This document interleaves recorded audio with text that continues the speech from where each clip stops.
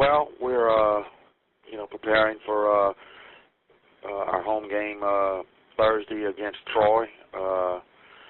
The last 2 weeks in conference play has been kind of a whirlwind.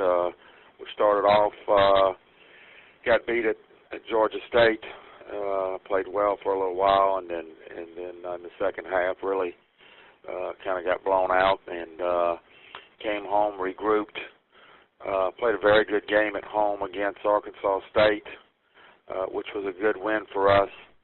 Went on the road for 2 games in Texas, at Arlington and at Texas State.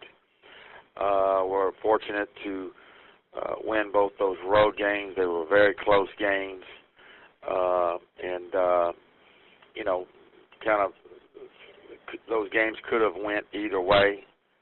We're very fortunate and glad that they went our way. It was kind of 2 separate games. We came from behind in the Arlington game, forced overtime and won it there, and then at Texas State actually had a lead and had to hold on for dear life there at the end, and but came away with a win. So that's where we're at, just kind of grinding away and getting ready for the next one. Thank you, Coach.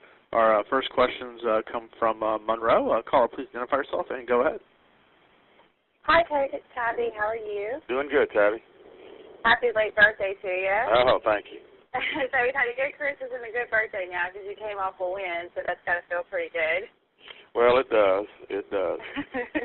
Tell me about the close games that your team has had and knowing the different type of games that your teams have been in the last recent years. It seems like you try to put this team together.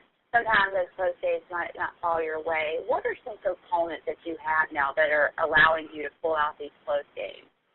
Well, I think a couple of parts to your question. First of all, I think there's a tremendous amount of parity in our league this year.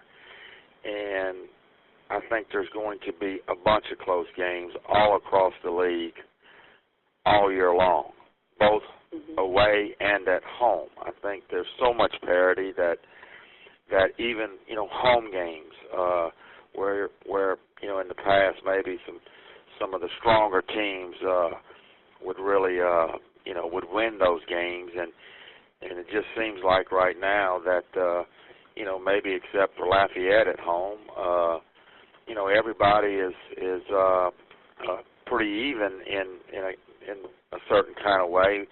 And there's going to be a lot of close games, and then those games are going to be won and lost by the players at the end of those games, or by sometimes lucky bounces, or a referee's call, or that type thing. And so that's one aspect of us being in close games. I think just the league is there's so much parity.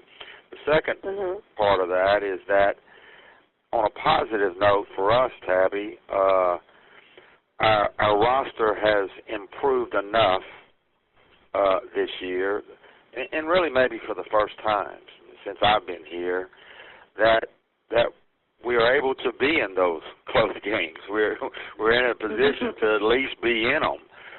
There was a time, 2 years ago, 3 years ago, 4 years ago, where the talent wasn't necessarily even, and even if we played well, many times I always felt like that we would get overwhelmed, and or there was no depth, and we would fall apart late, and a good game became a 15-point loss, and I don't feel that way, at least right now, that it feels like that we've improved our roster enough that I don't necessarily feel like we have more talent than the teams that we're playing, but I don't feel like we have less talent. And that's a pretty positive feeling for us, for our program, and where we've been and where we'd like to go. And hopefully if you're in enough close games, then you can win your fair share. Yeah. Talking around town and being out at the campus yesterday, talking to the different sports, saying oh, they're all back from Christmas break, and they're looking forward to coming to this home slate that you have with Thursday and Saturday games against Troy and UALR. How exciting is it to be on this home stretch, knowing that you had a really good trip to Texas, and there really seems to be some attention that turning heads around town for people wanting to come out and support the team? Well, I'm happy for them. I'm happy for our players that there is a little bit of spark right now, and we're really trying to create that. It's been a long time coming, and we've played well at home so far this season, and yet I know, just what I said earlier, that I just really have a feeling that there's going to be a lot of close games, and at home as well. And so I think, our people, our students, our administration, our community, they're going to get a chance to see some good basketball here, the rest of January and February. Some really good basketball. And not just from the other team. Hopefully, hopefully we're at a point where we can compete and be in these games and really have a chance to win. Yeah, and I know that we've talked about Marvin a lot, but talking to you about building this program and some of these Sun Belt honors, to see him voted Sun Belt Player of the Week, and for what he did last week, just another really seems to be a sign of where the program is headed, and people recognizing just what kind of talent you have. So can you speak on that? Well, Marvin had a phenomenal week. He did. He 3 games, Arkansas State, Texas Arlington, and Texas State. Played as well in a 3-game stretch, week span, really as well as anybody we've had in a long time around here. And what I'm anxious, and I'm happy for him, and it's helped his confidence. It's helped our team, obviously. And, moving forward, what I'm anxious to see is can he carry that forward and become a consistently good player in this league? Marvin's career here has been plagued by inconsistency.